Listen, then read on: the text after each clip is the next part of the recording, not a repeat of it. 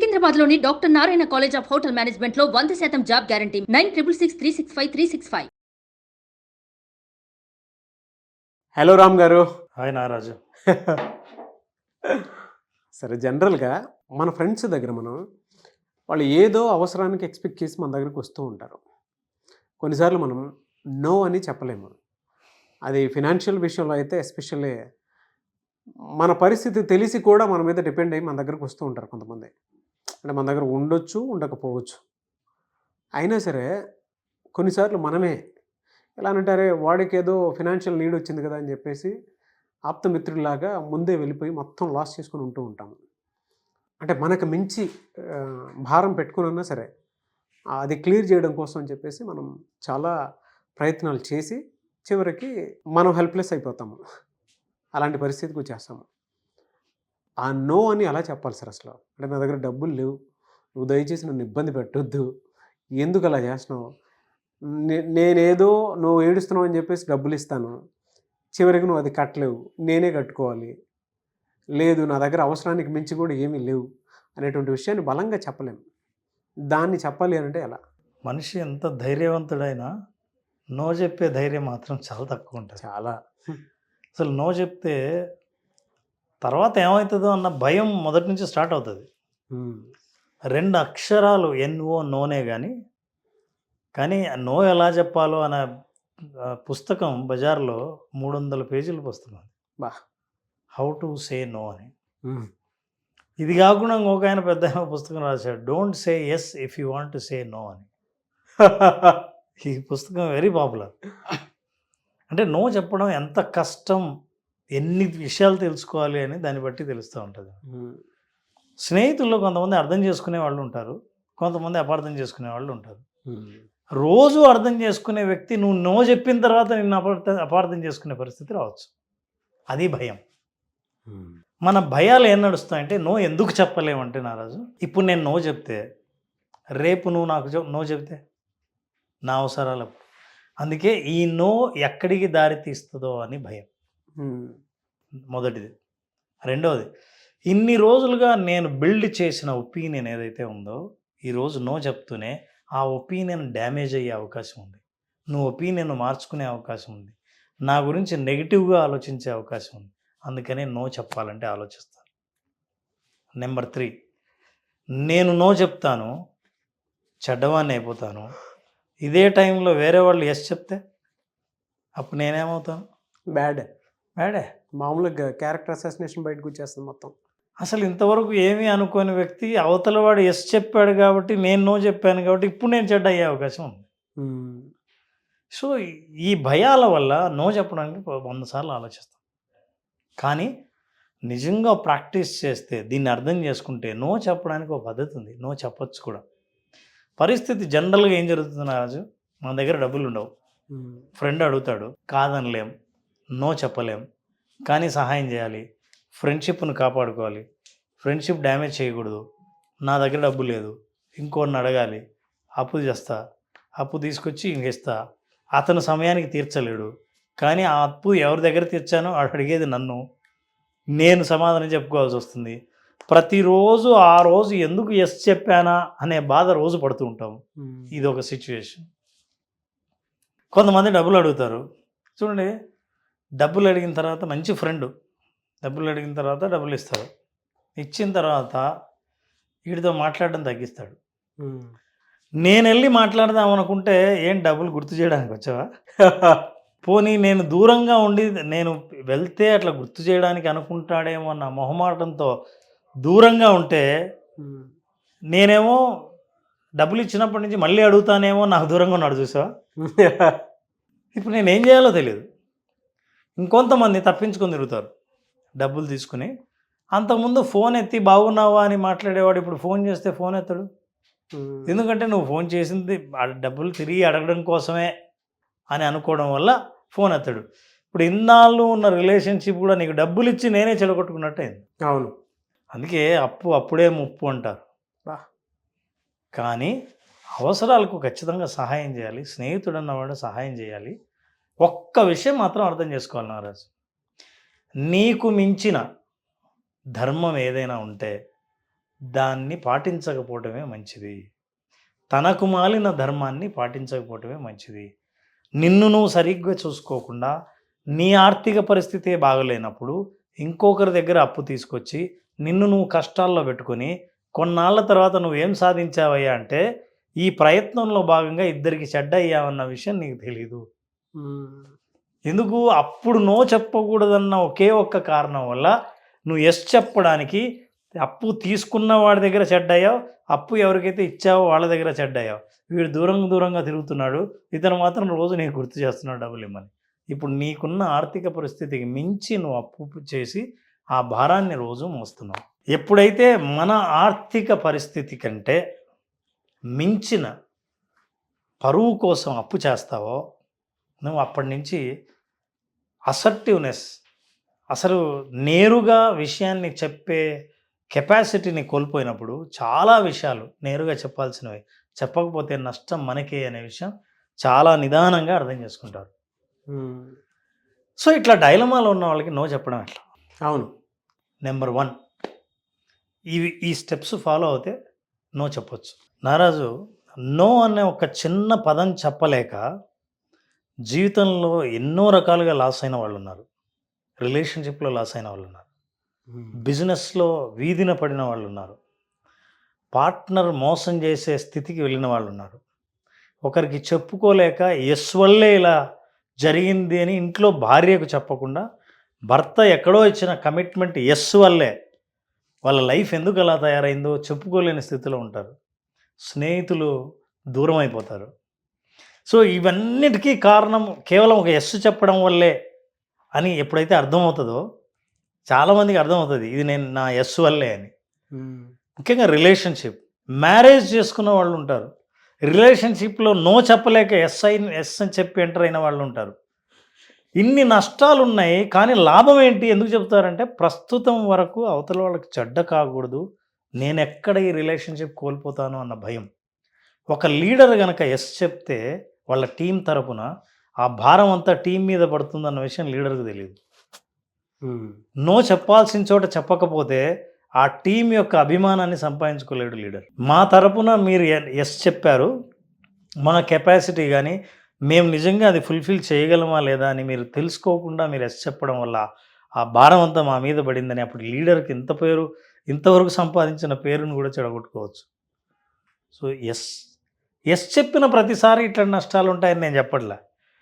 No చెప్పమని లోపల gut feeling చెప్తున్నా సరే ఎస్ చెప్తారే వాళ్ళ నష్టాలు ఇలా ఉంటాయి.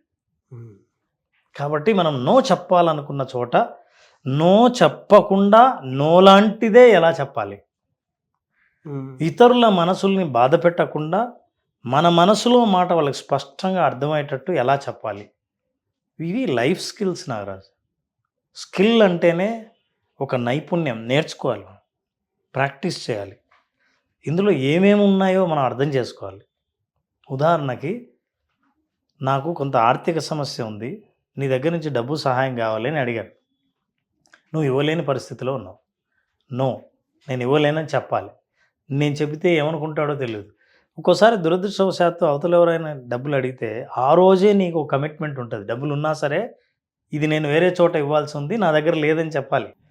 కానీ ఆ రోజే అడుగుతాడు, ఉందని చెప్పాలా, ఇది వేరే వాళ్ళకి ఇవ్వాలని చెప్పాలా, అవతలవాడు నమ్ముతాడో లేదో తెలియదు. అవును. What you need to understand, number 1 you need to be honest. ఇతరులకు సహాయం చేయాలన్న కోరిక ఉన్నా చెయ్యలేని స్థితిలో ఉన్నానన్న అని ఆనెస్ట్ అయితే నో ఎలా చెప్పాలో నేర్చుకోవచ్చు. అంటే మీరు ఆ నిజాయితీ ఉండాలి మీలో. అట్లా కాకుండా ఆ రియాలిటీలో కూడా ఉండాలి. రియాలిటీలో ఉండాలి. ఇలా కాకుండా డబ్బులు ఉండి సహాయం చెయ్యకూడదన్న ఉద్దేశం మీలో ఉంటే అప్పుడు నో చెప్పడం అన్నది డ్రామా అవుతుందే తప్ప రియాలిటీ కాదు. నా రియల్ టైం ఎక్స్పీరియన్స్ ఒకటి చెప్తాను సార్ మీకు. అంటే మనసు ఎలా చెప్పేస్తుంది అని అంటే నో అని చెప్పలేక టక్కన మాట ఇచ్చేస్తుంటాను. అదొక అలవాటుగా మారిపోతూ ఉంటుంది. బెస్ట్ ఎగ్జాంపుల్ నేనే. కొన్నిసార్లు నో అని చెప్పలేక చాలాసార్లు ఇబ్బంది పడే సందర్భాలు కోకొల్లు ఉన్నాయి. దానివల్ల నేను స్పాయిల్ చేసుకుంది ఎంత అని అంటే నా టైంతో పాటు మనీతో పాటు అన్నీ. అంటే వాళ్ళు ఏ రకంగా తయారయ్యారు అని అంటే మన మంచితనాన్ని కూడా అలవాటు కింద మార్చేసుకొని ఎలా పడితే అలాగా లాగడం స్టార్ట్ చేశారు. అది వాళ్ళ తప్పు కాదు. అదే చెప్తున్నాను. దాని నుంచి బయటపడడానికి ఏంట్రా మనం ఇచ్చిన అనేటువంటి అవకాశం. అవును, అవకాశమే.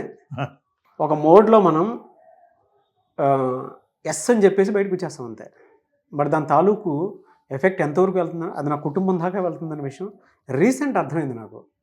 అరే మనం ఒక చోట ఎస్ అని చెప్పేసి వచ్చేస్తున్నాము, అతి మంచితనం కూడా పనికిరాదు అనేటువంటి ఆలోచన. బట్ స్టిల్ లేదా అని అంటే కొంత ఉంది, బట్ దాన్ని ఓవర్కమ్ చేయాలనంటే ఎలా అనేది కూడా తెలియదు. ద ఫస్ట్ థింగ్, నిజంగా మీకు నో చెప్పాలని ఉండి బలవంతంగా తెలియక ఎస్ చెప్పాను అని అనుకుంటున్న వాళ్ళు ఫాలో అవ్వాల్సింది ఏంటంటే, number 1, you have to use I understand. First word, నేను అర్థం చేసుకోగలను మీ ఆర్థిక పరిస్థితి.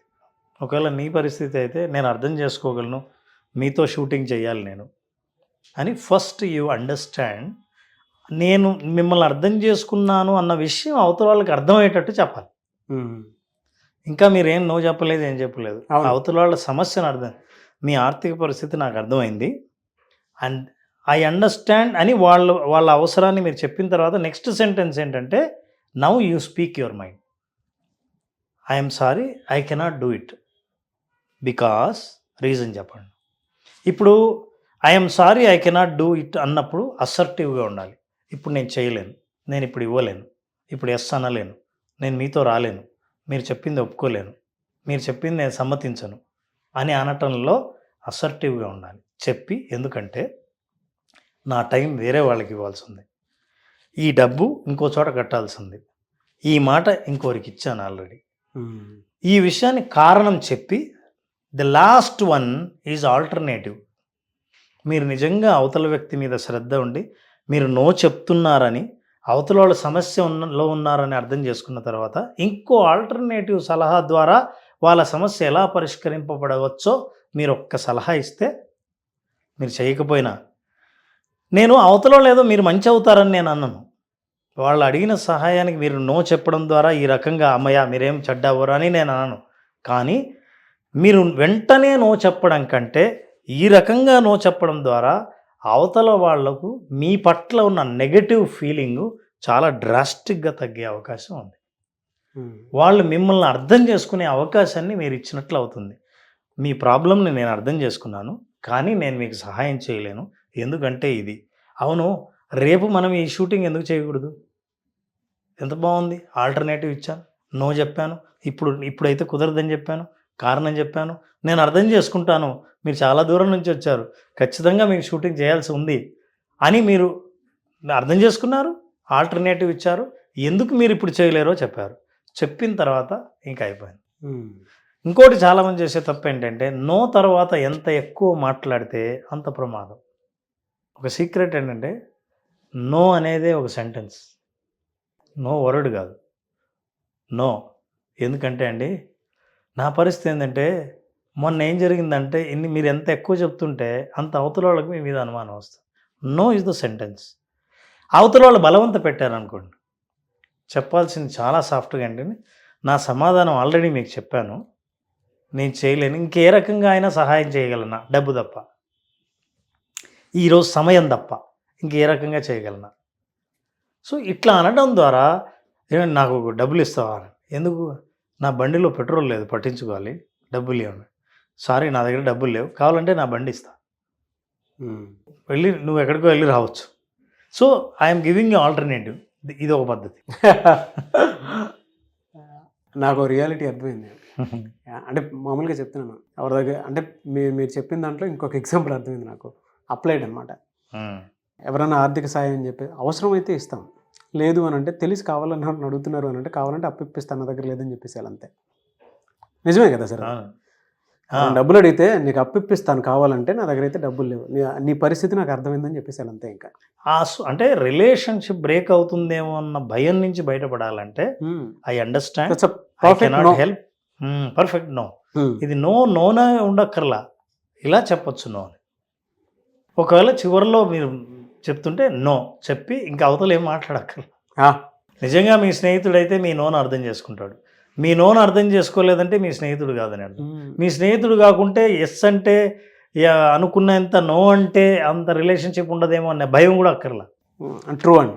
ఫ్రెండ్ కాదు కాబట్టి. బాగుంది sir, very good analysis. So no ఎలా చెప్పాలో పర్ఫెక్ట్గా చెప్పారు. చాలామంది విజువలైజేషన్ క్లాస్ అడుగుతూ ఉన్నారు, అండ్ మీ దగ్గర పర్సనల్ కోచింగ్ తీసుకుందాం అనుకునేటువంటి వాళ్ళు ఉన్నారు, ప్రొఫెషనల్గా మారదాం అనుకునేటువంటి వాళ్ళు ఉన్నారు, అండ్ పర్సనల్గా వాళ్ళ జీవితాల్లో ఏదైతే మానసిక సమస్యలు ఉన్నాయో దాని నుంచి బయటపడదాం అనుకునేటువంటి వాళ్ళు చాలామంది ఉన్నారు. అండ్ విజువలైజేషన్ క్లాస్లో బేసిక్ క్లాస్లో అటెండ్ అవ్వాలి అనుకునేటువంటి వాళ్ళు కూడా ఉన్నారు. సో క్లాస్ ఎప్పుడు ఉండే అవకాశం ఉంటుంది? నారాజు మే 20వ తేదీన మే 20 బేసిక్ విజువలైజేషన్ క్లాస్ని మేము స్టార్ట్ చేస్తున్నాం. ఈ క్లాస్ అటెండ్ అయిన వాళ్ళు కేవలం నాలెడ్జ్ కాకుండా ఎక్స్పీరియన్స్ని గెయిన్ చేస్తారు. బా, అసలు మార్గం ఏది కాదు, ఆ మార్గంలో వాళ్ళు ప్రయాణించి వస్తారు. అంటే ఆన్లైన్లో అటెండ్ అయినా సరే ఆ ప్రయాణ అనుభవం ఎట్లా ఉంటుందో మనం చాలామంది ఫీడ్బ్యాక్లో కూడా విన్నాం. అట్లాంటి అనుభవం ఎప్పుడో జీవితంలో ఒక్కొక్కసారి కలుగుతుంది. అట్లాంటి రేర్ అనుభవాన్ని ఏదైనా చూడాలని అనుకుంటే, నా జీవితంలో భవిష్యత్తులో ఎటువైపు ప్రయాణించాలని అనుకున్నానో ఆ ప్రయాణాన్ని ముందే చూడగలిగితే అట్లాంటి అవకాశం కలిగించేది ఒక్క విజువలైజేషన్ మాత్రమే. ఆర్ట్ ఆఫ్ విజువలైజేషన్ 5 రోజుల పాటు చేసే ప్రోగ్రామ్ని మే 20వ తేదీన స్టార్ట్ చేస్తాం. మే 20వ తేదీ ఆర్ట్ ఆఫ్ విజువలైజేషన్.